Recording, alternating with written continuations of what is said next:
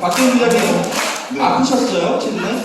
아, 제가 수요일쯤에 그 현기증도 좀 나고 최근에 좀 내도 되죠 사실. 네. 갑자기 이제 일들이 많이 이제 저한테 몰아쳐서 여러분 사실 박대훈 기자님이 이번 주에 내내 사무실에 좀 안 보이셨어요. 제가 올 때만 없었는데. 근데 나중에 듣고 보니까 아프셨다는 거예요. 그 얘기 듣고 여러분 잘 모르실 거예요. 이분 일주일에 하루도 안 쉰 지가 1년이 넘어요.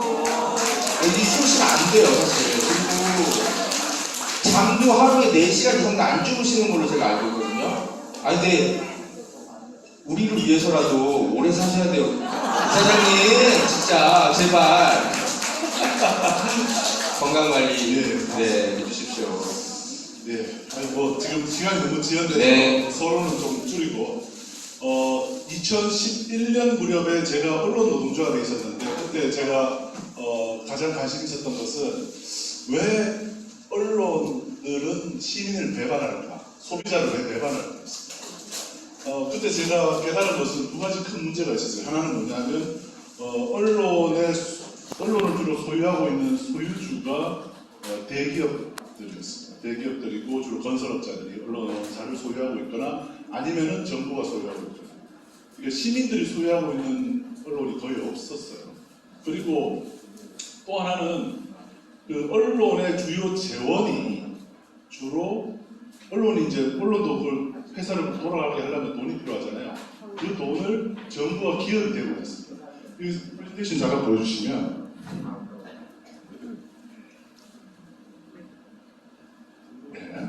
잠깐 화면 보이시면 그렇습니다. 지금 보면 이제 크게 정부와 기업 양쪽 정부와 기업이 있으면 국민이 알 권리 보장을 위해서 정부와 기업은 언론은 가운데 언론입니다. 언론은 정부와 기업을 비판 감시하는 것이 시민 여러분들이 다 바라는 거예요.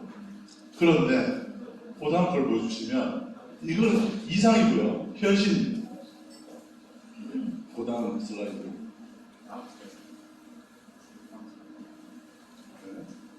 현실은 약 1조 원이 넘는 정부 광고와 인허가권을 정부가 언론을 상대로 행사하고 있습니다.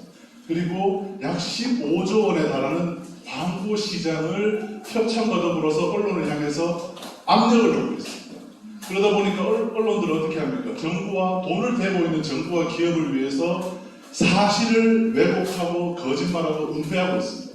그게 우리나라 언론의 현실이에요. 현실이 이런데도 불구하고 우리는 계속 언론을 상대로 언론은 왜 시민을 배반할까라고 계속 이제 의구심을 갖고 있는 거죠. 그러다가 만든 게 뉴스타파고 그러다가 여기까지 온 것 중에 하나가 지금 시민 언론들 감사합니다. 또 뭐 1인 미디어로서 인포이트라든지 이런 미디어들도 늘어나고 있죠. 그런데 그보다 더 이전에 하나 생겼던 게 있는 게 그게 이제 시민방송 RTV입니다. 2000년에 생겼었어요. 그런데 그때는 시민들이 각출해서 돈을 모은 게 아니고 돈이 좀 있으신 분들 한 1000만 원 이상 내실 수 있는 좀 그런 분들이 돈을 좀 내셔가지고 처음에 그 김대중 정부의 도움을 받아서 만든 게 시민방송 RTV였습니다. 이런 구조를 좀 타파해주자. 특히 저쪽 정부 쪽 섹터, 기업은 어쩔 수가 없어요. 근데 정부 쪽에서 1조 원에 달하는 정부 광고가 있습니다. 정부 광고가 여러분들 거의 보신 적이 없을지 모르지만 무려 재원이 1조 원이나 됩니다. 1조 몇천억이나 됩니다. 그만한 재원을 정부가 누구한테 주로 집행하냐면 조중동, 그 다음에 매경, 한경 같은 여러분들이 별로 안 좋아하시는 매체에다가 돈을 대부분 풀어주고 있습니다. 이 부분을 해소하기 위해서 작년에 민주당의 김승원 의원 등이 만든 법이 있는데 그게 바로 미디어 바우처법이라는 겁니다. 이거 한번 다음 slide. 이 미디어 바우처법은 쉽게 말해서 조선일보나 이런 데서 그 자기네들의 미디어 영향력을 가지고 정부 광고를 갖다가 받아낸 거잖아요. 미디어 영향력이 어느 정도 되는지를 측정할 수 있는, 즉 다시 말해서 부수 발행을 얼마나 하는지를 측정할 수 있는 그 측정해주는 곳이 있어요. 거기가 ABC 협회라는 곳입니다. 부수를 측정해주는. 그런데 여러분 아시잖아요. 신문들이 신문을 찍었다가 해외로 그냥 팔아버리잖아요. 계란 뭐그 계란판. 네, 네, 포장지 등으로 활용하고 있잖아요, 그렇죠? 실제로는 발행하지 배달하지 않고 있고 네, 그런 그 부수 조작 등이 드러나면서 ABC 협회 같은 데를 하지 말고 시민들이 직접 바우처를 발행해서 시민들이 뭐 우리 정치 기부금 내듯이 시민들이 바우처를 행사해서 그 바우처 기준으로 해서 정부 광고를 집행하자 이런 합리적인 제도가 작년에 5월인가에 법안이 나왔습니다. 그런데 이 법안이 현재도 계류 중이고 심사도 제대로 안 되고 있습니다. 이 법안 통과될까요? 민주당이 그렇게 의지가 있을까요? 그것도 지금 의문입니다. 아무튼 아이디어는 굉장히 이상적인데 현실화되지 못하고 있는 법이에요. 그런데 이 미디어 바우처법의 이 아이디어를 우리가 지금 개인 단위로 후원을 하고 있잖아요. 예를 들면 민들레도 후원해야 되고 또 탐사도 후원해야 되고 그다음에 또 RTV도 후원해야 되고 후원할 때는 많아지는데 그러면 이제 그에 비례해서 늘어날 것인가 이런 고민들이 있을 수 있습니다. 그래서 그런 부분들을 좀 개선할 수 있는 미디어 바우처법의 아이디어를 원용해서 좀 뭐 방안이 없을까라고 좀 고민을 하다가 자 그러면 미디어 다음 슬라이드 보시면 이 현실입니다. 제가 말씀드렸듯이 정부 광고 약 1조 원이 되는데 주로 부수 조작을 해서 조중동에다가 뿌려주고 있는 게 현실입니다. 그 다음 보시면 동아일보, 중앙일보, 조선일보 거의 다 먹고 있는 1, 2, 3위 그리고 매일신문, 매일경제, 한국경제, 서울신문 매일신문은 대구 매일신문을 얘기하는 겁니다. 근데 4위를 차지했죠. 엄청나네요. 이런 형태로 한겨레나 경향은 10위 저 밑에 떨어져 있습니다.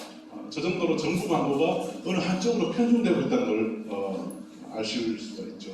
그래서 미디어 바우처법이라는 것은 다음 슬라이드 보시면 정부 광고를 미디어 바우처를 통해서 언론들에게 시민들의 뜻에 따라서 배당을 잘 해주자. 정부 광고를 그거예요. 그 아이디어 굉장히 좋은 거죠.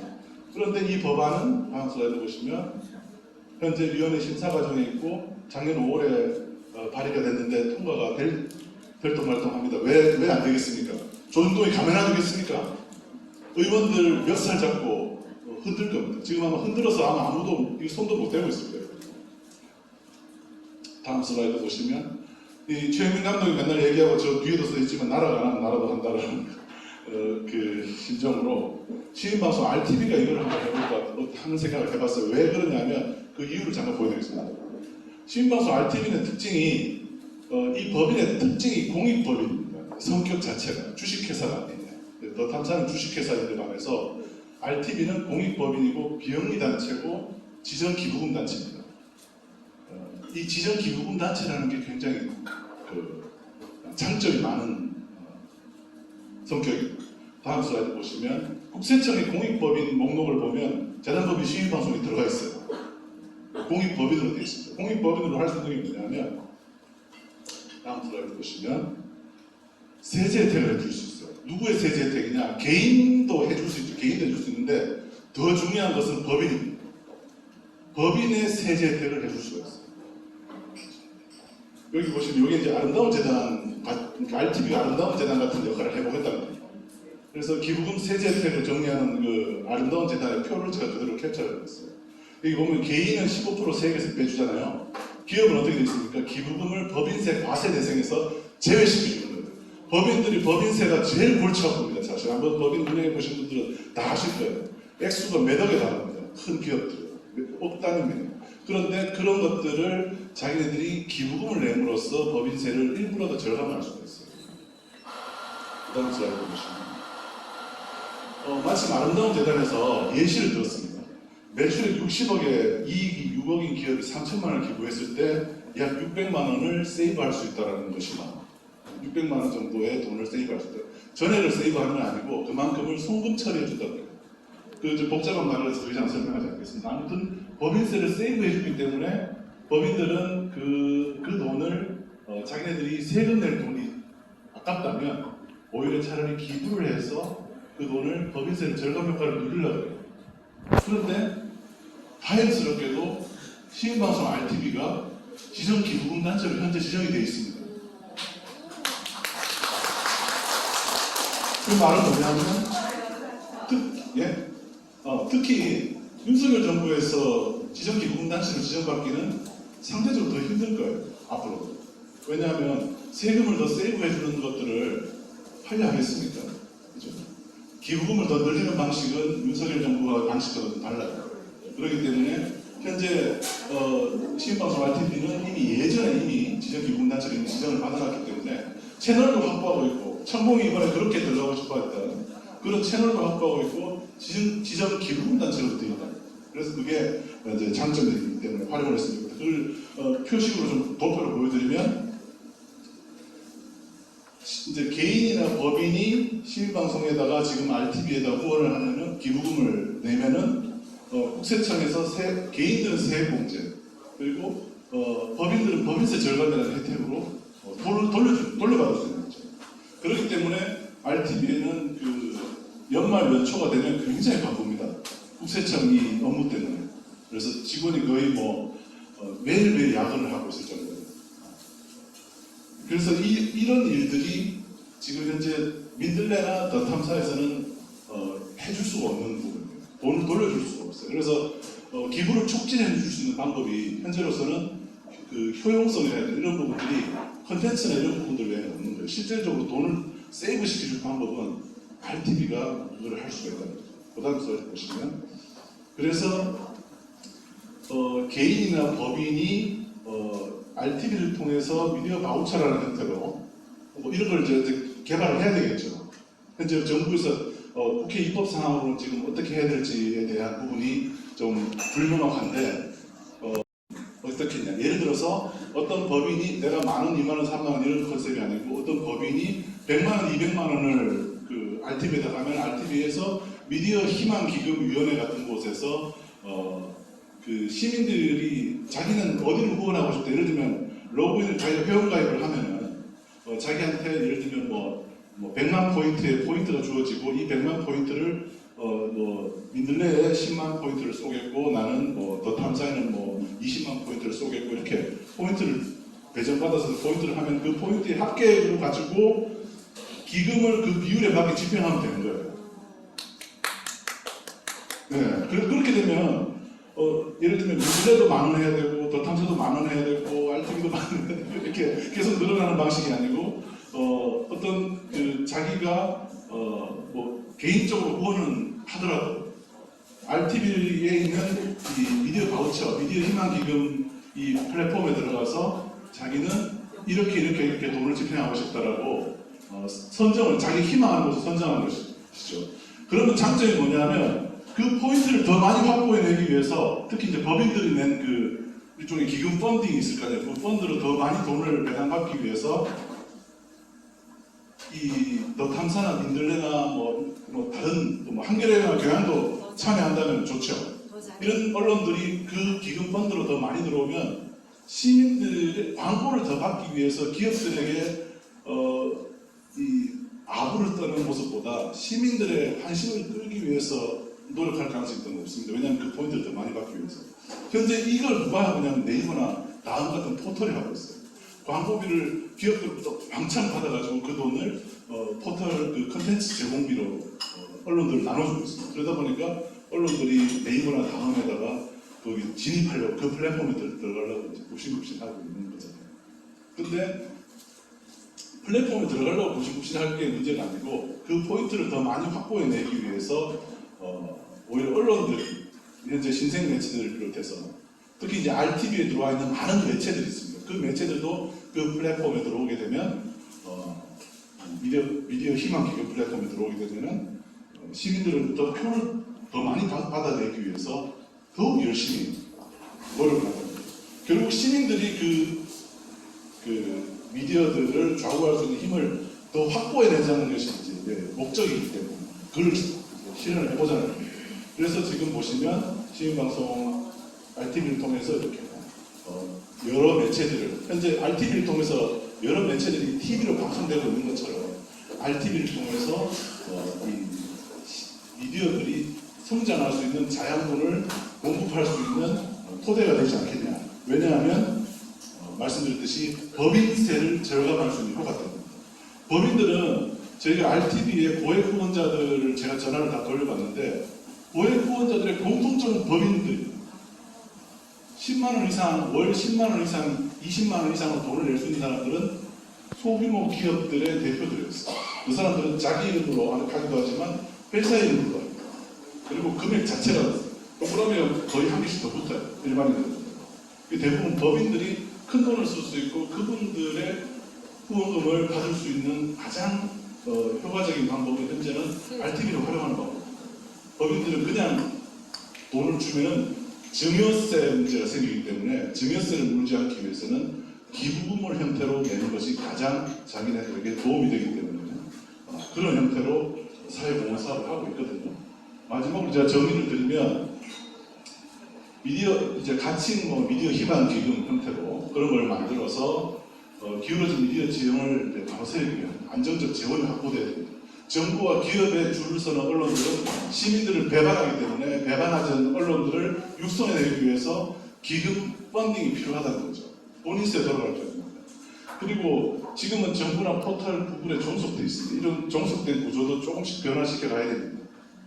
또 하나는 이제 법인세 절감 효과를 통한 법인의 고액 기부를 활성화시켜야 되고, 그리고 재단법인 그 시민방송이 현재 법인세를 법인들로부터 기부를 받을 수 있는 이제 체질이 되어 있으니까, 그게 나중에 어떻게 다른 형태의 뭐가 되더라도 체질이 되어 있으니까 현재 지정기부금 단체를 수용할 수 있는 이 RTV를 활용하자.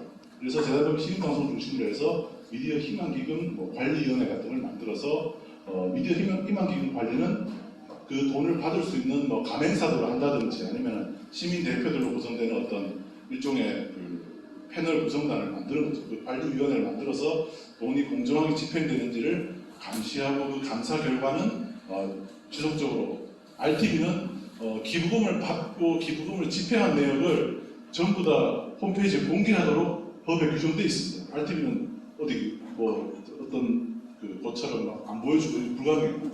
홈페이지에 공개하지 않으면 그 기부금 단체 지정 내역들이 다 취소됩니다. 그래서 매년 그게 굉장히 큰 일이에요.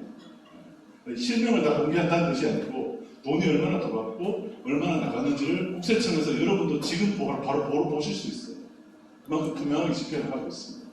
그리고 제일 중요한 것은 기금의 배분 비율에 대해서는 시민들의 선택, 시민들의 뜻에 따라서 이것이 상당히 민주적이고 미디어의 권한을 시민들이 받아줄 수 있는 그런 방법인 것 같아서 미디어 바우처 제도가 도입된다면 정부 기금은 그렇게 정부 광고를 그렇게 집행을 하면 될 것이고 이런 그 정부 광고를 아마 아까도 보셨지만 대부분 이 기득권 매체들이 거의 다 독점을 하잖아요. 이제 그런 식이 아니고 시민들이 직접 관리하고 운영할 수 있는 그러한 미디어 희망기금 형태의 시민 기금을 한번 만들어보자. 이런 것을 지금 현재 논의를 하고 있습니다. 그래서 오늘 조금은 이제 그 거친 아이디어지만 좋은 생각이 있으신 분들은 더 아이디어를 주시면 좋겠고 저희들도 지난번에도 한번 저희 취재할 때 한 50억 규모의 펀딩이 필요하지 않겠냐고 그런 말씀도 하시고 있는데 그렇게 큰 규모의 자금력을 가지고 이 현재 시민들을 위해서 노력하고 있는 매체들의 자양분을 공급해 줄 필요가 있습니다. 그래서 만 원, 2만 원 계속 이렇게 자기가 하는 부담들을 늘려가는 방식보다는 법인들의 자금들을 계속 유치해낼 수 있는 돈을 끌어당길 수 있는 힘을 키우는 것이 지금으로서는 필요한 방법이 아닌가 그런 생각으로 제 발표를 마무리합니다.